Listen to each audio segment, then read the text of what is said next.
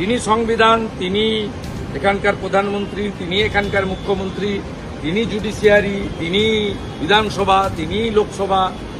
তিনি আলাদা পতাকা বের করেছেন পশ্চিমবঙ্গের, তিনি আলাদা গান বের করেছেন পশ্চিমবঙ্গে, তিনি বাংলাদেশের ব্যাপারে কথা বলেন, তিনি এর আগে পুলওয়ামা ইনসিডেন্টে এভিডেন্স চান, সিঁদুর কেন নাম দেওয়া হয়েছে প্রশ্ন করেন, তিনি বিএসএফকে দেশবিরোধী বলেন, বিএসএফ দেখলে হাতা খুন্তি নিয়ে মেয়েদের বেরোতে বলেন, সিআরপিএফকে বিজেপির উইংস বলেন, সিবিআই, ইডি, এনআইএ এর বিরুদ্ধে, আইটির বিরুদ্ধে বিধানসভায় মোশন আনেন।